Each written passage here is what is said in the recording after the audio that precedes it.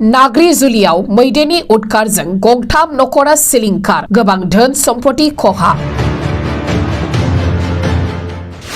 दुब्लियाव हानो गोनां माइजों लोगोसेनो न' बां बाख्रिनि माइ माइरं नखरनि गोबां धोन सम्पति जि जोम साइकेल माइ माइरं संग्रा आइजेंफोरखौ थेर बेथेर खालामलांदों जायनि थाखाय गोबां दुखुजों मेगनाव मोदै बोहैदों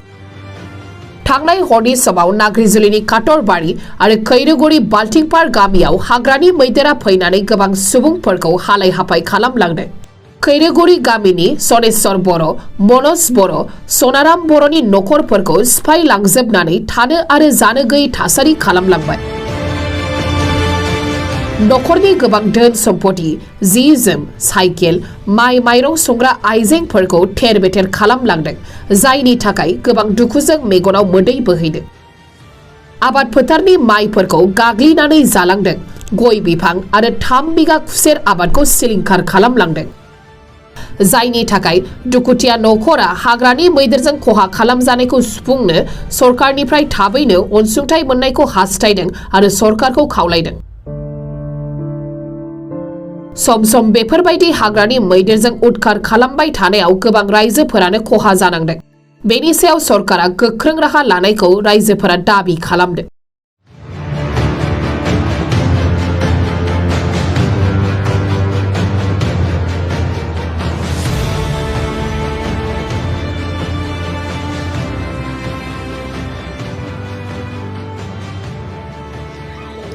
जोङो डिस्ट्रिक्ट तामुलपुर गामिया जाबाय खापुर खैरोगुरि बाल्टिंपार जोंनिया दिनै हराव मैदेरा फैनानै 11:30 फैनानै जोंनि नखरखौ सिफायलांजोब्बाय न' बां लाइ लथर गैयै खालामजोब्बाय माइ माइरं 50 मन माइमोन ओमफ्राय आरो 5 कुइन्टेल माइरं खान्था साराय बायदिसिना मोनसेबो बुस्थुआनो गैला उतपात खालामजोबलांबाय जों थानोनो हायाखै जों खारखामानो गोनां जादों 11:30निफ्राय 2टासिम मैदेरा जोंखौ थानोनो हायाखै जों न'आव न' बां गंसेबो गैला जा जों गथ' गथाय बहा थाबावनांगो हिजोब गांसेबो गैला जोंहा गथाय बायजोबलांबाय जों दा बुंनो हानाय रावानो ओंखारला जोंहा मालाय न'सो खारखामानो थाहैनांदों जोङो गंबेसे न' सेफायदो बे न'आ गासिनो गंब्रै मोनसे रुम मोनथाम मोनसे मोननै आरो माइ बाख्रिखौबो सेस खालामजोबलांबाय मोसौ मोसा गासिखौबो जेराव मेराव थांना दोङो दा मोसौ मोसाखौनो जों नागिरनानै मोनाखै गय बागान सेफायजोब्बाय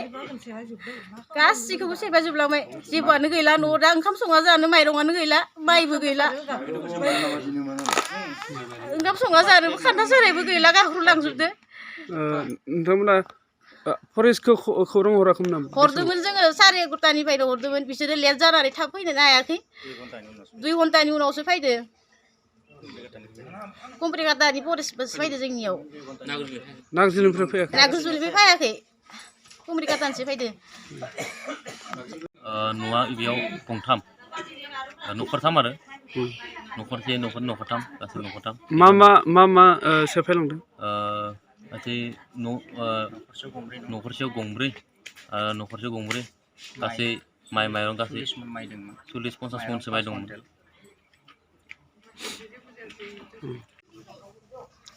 खुलुमबाय आंनि मुङा मनज बर' दिनै आंनि गामिनि मुङा जाबाय सापुर खैरोगुरि डिस्ट्रिक्ट तामुलपुर बिटिआर आसाम जोंनि गामियाव दिनै मैदेर फालोआ फैनानै जोंनि न' बां गासै थेर बेथेर खालामलांबाय माइ माइरं बारि बागान गासैखौबो जों गासै न'थाम न'सेनियाव गंब्रै न' 40 मन माइ दंमोन ओमफ्राय माइरं दंमोन अंगनबादिनि माइरं मोननाय गथ'फोरनि राननो गोनां 5 बेग दालि बेफोरखौ गासै माबाया जालांजोब्बाय आरो मैदेरा ओमफ्राय गासै न' बांथ' सेफायलांजोबखाबाय जेबोआनो गैला दा थानोबो जागाबो गैला माबो गैला दा जों मा खालामबावनांगौ बेखायनो जोङो न'खरनि बा खति खामजानायफोरा थारमाने सरकारनिसिम खावलायहरो सरकारा मा राहा लायो जोंखौ एसे नायफिनहरदो जों बेखिनिखौ बुंनानै थारमाने दोनथ'नाय जाबाय आरो सरकारनिसिम बिदि फैयो फैनाया जे मोजाङैनो फैयो मोजाङैनो थाङोमोन एसे एनै जानानै थेवबो बिदि खति खालामफेराखैमोन नै दिनै फैनानै बिदि खथि खालामलांबाय आरो मा खथि खालामलांखो खथियाथ' बिदिनो न' बां माइ माइरं गासैबो खान्था सान्था सब माने दा जों दिनै हराव 10तासो बाजायाव एसेबां गिदिर मैदेर फैनानै जोंनि थोलिसे मैदेर फैनानै जोंनि न' बांखौ सिफायजोब्बाय जों गासै न'थाम दंमोन एखेबारे जों उन्दुनो हायाखै फरेस्टखौ लिंहरदो फरेस्टआ 2 घन्टासो उनावसो फैदो नागारजुलिनि फरेस्टबो गैया कुमारिघाटानिसो फैदो ओमफ्राय दा जोंहा माइरं गासैबो थेर बेथेर जाजोब्बाय दा जोंहा न' बां गासैबो थेर बेथेर जाजोब्बाय सिफायला जोब्बाय दा जों बहा थागोन दा बेनि थाखाय दा सरकारा जोंखौ मा खालामो खावलायो जों खावलायदो सरकारखौ दा मोनसे राहा लानो थाखाय जों